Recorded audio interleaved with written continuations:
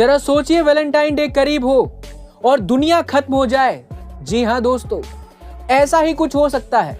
Valentine day के ठीक 3 दिन पहले यानी कि 11 फरवरी को दरअसल नासा ने चेतावनी दी है कि पृथ्वी की तरफ एक बहुत बड़ा एस्टेरॉइड आ रहा है और यह एस्टेरॉइड 11 फरवरी को पृथ्वी से टकरा सकता है। और तो और इस एस्टेरॉइड का साइज एम्पायर स्टेट बिल्डिंग से भी बड़ा है और अगर गलती से पृथ्वी से टकरा गया तो तबाही तो तय है। अगर इतिहास की बात करें तो इससे पहले जब विशाल एस्टेरॉइड पृथ्वी से टकराया था तब धरती से डायनासोर खत्म हो गए थे। इस बार कौन खत्म होगा ये तो वक्त ही बताएगा कि एस्टेरॉइड धरती से टकराएगा भी या नहीं।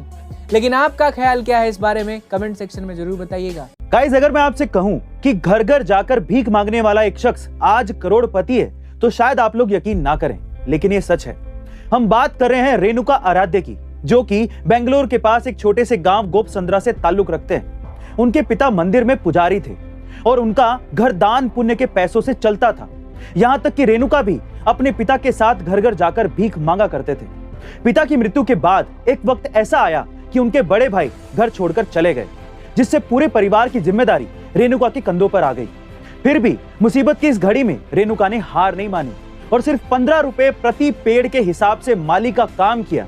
कुछ दिनों बाद उन्होंने ड्राइविंग चालू कर दी और इसी ड्राइविंग के हुनर और अपनी मेहनत के दम पर आज वो 40 करोड़ की कंपनी के मालिक हो गए हैं। गाइस, रेणुका ने बता दिया कि हौसले अगर मजबूत हो तो कोई भी परेशानी बड़ी नहीं हो। दोस्तों, लेंसकार्ट कंपनी के आने से पहले लोग चश्मे को एक मेडिकल डिवाइस की तरह मानते थे, इसीलिए वो बिना डॉक्टर की सलाह लिए ऑनलाइन चश्मा खरीदने से डरते थे। लेकिन लेंसकार्ट ने ये हैबिट चेंज करवा दी।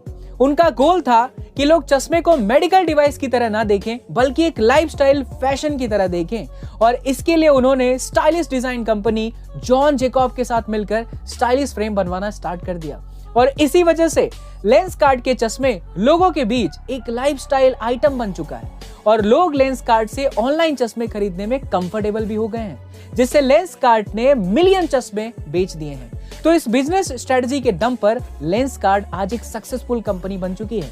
दोस्तों, आपका क्या कहना है लेंसकार्ट के इस बिजनेस स्ट्रेटजी के बारे में, हमें कमेंट सेक्शन में जरूर बताइए। गाइस, अक्सर कहा जाता है कि जुड़वा बच्चे बहुत रेयर केस में पैदा होते हैं, लेकिन क्या आप जानते हैं 1915 से लेकर 1980 के बीच हर 50 बच्चों में एक जुड़वा बच्चे पैदा हुआ करते थे और ये आंकड़ा लगभग 2% के करीब था।